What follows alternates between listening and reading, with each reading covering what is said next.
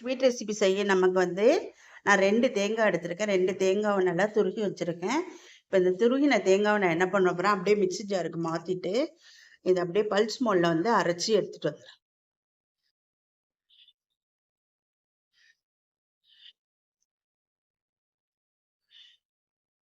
பார்த்தீங்கன்னா இந்த அளவு நம்ம நல்லா வந்து மிக்ஸி ஜாரில் கொட்டி அரைச்சி எடுத்துக்கிட்டோம். இதை நம்ம என்ன பண்ண போறோம்னா, இப்போ வானிலை கொட்டி வந்து ஒரு லைட்டாக ஒரு வறுத்துக்கலாம். அப்படியே எண்ணெய் இருக்குது, அதனால கொஞ்சம் வறுத்துக்கிட்டோம்னா நமக்கு வந்து பர்ஃபி வந்து ரொம்ப டேஸ்ட்டாக கிடைக்கும். அதனால இதை ஃபஸ்ட்டு நல்லா வறுத்து எடுத்துக்கலாம்.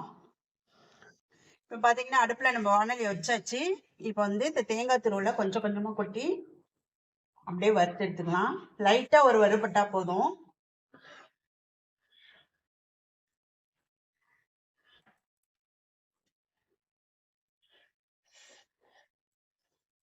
லைட்டாக ஒரு ரோஸ்டட் ஆனால் போதும்.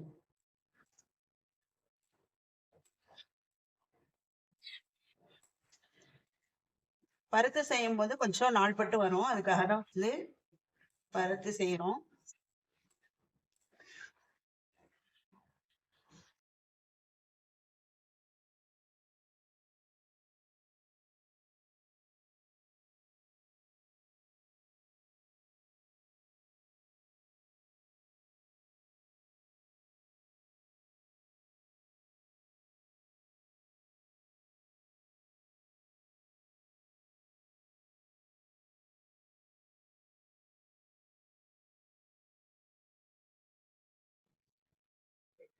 இப்போ பார்த்தீங்கன்னா ஒரு 1/4 டம்ளர் நான் வந்து ரவை எடுத்திருக்கேன். அதையும் நம்ம நல்லா குட்டி வறுத்துக்குவோம். ரவை வந்து ஆப்ஷனல் தான், ரவை போட்டால் நல்லா இருக்குங்கிறதுனால போடுறேன்.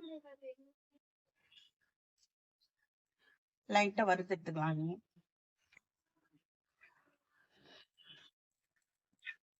இது எதுலையுமே எண்ணெய் நெய் எதுவுமே சேர்க்காம தான் வறுக்கணும். ஜஸ்ட் நம்ம வறுத்த வாசனை, ரவையோட வாசனை வந்தா போதும்.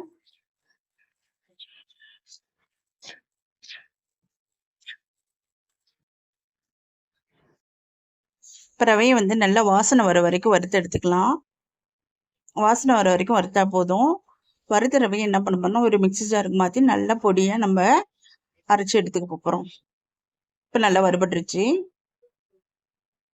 இப்போ ரவையை நம்ம இந்த அளவுக்கு அரைச்சி எடுத்துருக்கோம் பாருங்க, தெரியும் உங்களுக்கு. இது அப்படியே நம்ம வறுத்து வச்சிருக்க இந்த தேங்காயில் அப்படியே கொட்டிடுறோம்.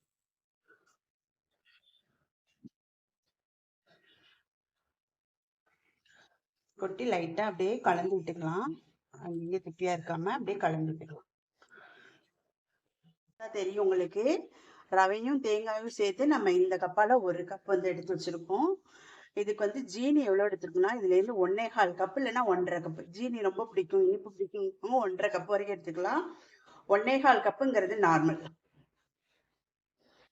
இப்போ இதே கப்பால் நம்ம ஒரு 1.25 கப்பு நம்ம வந்து சுகர் மெஷர் பண்ணிக்குவோம்.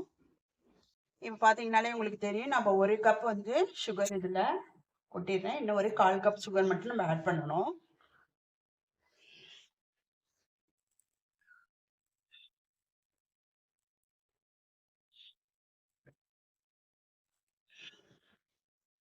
இன்னொரு 1/4 கப் சுகரையும் நம்ம இதில் ஆட் பண்ணிக்கலாம்.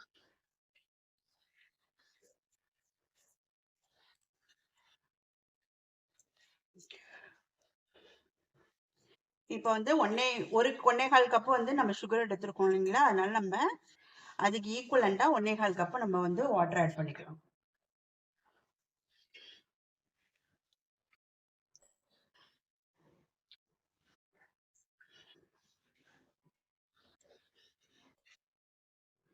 இப்போ வந்து சர்க்கரை வந்து கொதிஞ்சு வந்து ஜீனி வந்து கொதிஞ்சு வந்து ஒரு கம்பி பதம் வரணும். அதுதான் நமக்கு பதம். கம்பி பதம் வராம நம்ம தேங்காயை கொட்டினோம்னா கண்டிப்பா வந்து தேங்காய் வந்து சரியா வராது, தேங்காய் பரிசு சரியா வராது. இப்ப ஒரு கம்பி பதம் வர வரைக்கும் நம்ம வந்து காய்ச்சி எடுத்துக்கலாம். இப்போ ஒரு பிளேட்ல நம்ம நெய் தடவி வச்சிருக்கிறோம். இப்போ வந்து பர்ஃபி ரெடி ஆனோடனே இந்த இடத்துல இதில் கொட்டுறதுக்காக முன்னாடியே நான் வந்து ரெடி பண்ணி வச்சிருக்கிறேன். இதில் இப்போ பார்த்தீங்கன்னாலே தெரியும், நல்லா வந்து ஜீனி வந்து நல்லா கரைஞ்சிடுச்சு. இப்போ நம்ம கம்பி பதம் மட்டும் டெஸ்ட் பண்ணிடுவோம். நல்ல திக்னஸ் கொடுத்துருச்சு. இன்னும் கொஞ்சம் வரணும். லைட்டாக பாகு வந்திருக்கு. இப்போ இன்னும் ஒரு கம்பி பதம் வர வரைக்கும் வந்துச்சுன்னா இப்போ பார்த்தீங்கன்னா சர்க்கரை நல்லா திக்னஸ் கொடுத்துருச்சு. இப்போ பார்த்தீங்கன்னா நமக்கு வந்து ஒரு கம்பி பதம் வந்துருச்சு. ஒரு கம்பி பதம் வந்ததுக்கு அப்புறம் தான் நம்ம வந்து தேங்காவை சேர்க்கணும். அதுதான் சரியான பதம். இல்லைன்னா வந்து நமக்கு பர்ஃபி பிடிக்க வராது, லட்டு தான் பிடிக்க வரும். அதனால வந்து ஒரு கம்பி பதம் இருக்கும்போது சேர்த்துக்குங்க. இப்போ வந்து கொஞ்சம் கொஞ்சமா நம்ம வறுத்து வச்சிருக்க தேங்காவையும் ரவையையும் கொஞ்சம் கொஞ்சமா நம்ம மிக்ஸ் பண்ணிக்கலாம். இப்போ இருக்கிற எல்லா தேங்காவையும் ரவையும் நம்ம இதில் கொட்டி நல்லா கைவிடாம கிளறிக்கலாம்.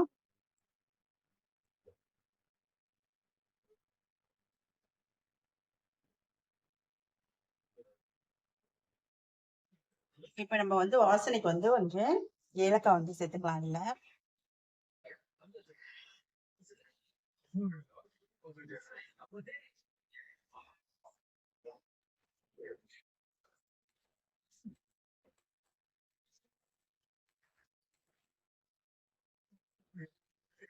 இப்போ பார்த்தீங்கன்னா ஓரளவுக்கு திக் ஆகிட்டு இருக்கு. இந்த டைமில் நம்ம கொஞ்சமா வந்து நெய் சேர்த்துக்கலாம். தேங்காவில் வந்து ஆயில் இருக்கும், இருந்தாலும் நம்ம நெய் சேர்த்தோம்னா நல்ல வாசனையா இருக்கும். அதுக்காக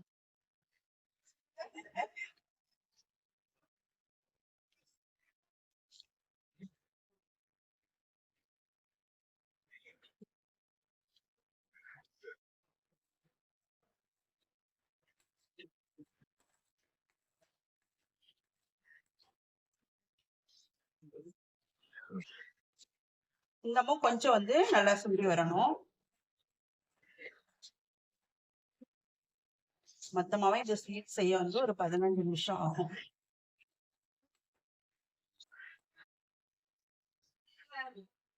இப்ப பாத்தீங்கன்னா நல்லாவே வந்து நமக்கு கெட்டி ஆயிடுச்சு. இதுதான் நமக்கு பதம். பாத்தீங்கன்னா அடியில வந்து அப்படியே ஒட்டாம வரும். சரிங்களா? இப்ப என்ன பண்ண போறோம்னா, இந்த பிளேட் நான் எடுத்து வச்சிருக்கேன் இல்லைங்களா, அந்த பிளேட்ல நான் அப்படியே வந்து மாத்த போறேன். இந்த நேரத்துல நம்ம வந்து ஸ்டவ்வை ஆஃப் பண்ணிக்குவோம். நல்லா வந்து திக்னஸ் ஆகிட்டு இப்ப நம்ம வேற ஒரு பிளேட்டுக்கு மாற்றி ஒரு 1/2 hour நம்ம ஆற வச்சோம்னா சூப்பரான பர்ஃபி ரெடி ஆயிடும்.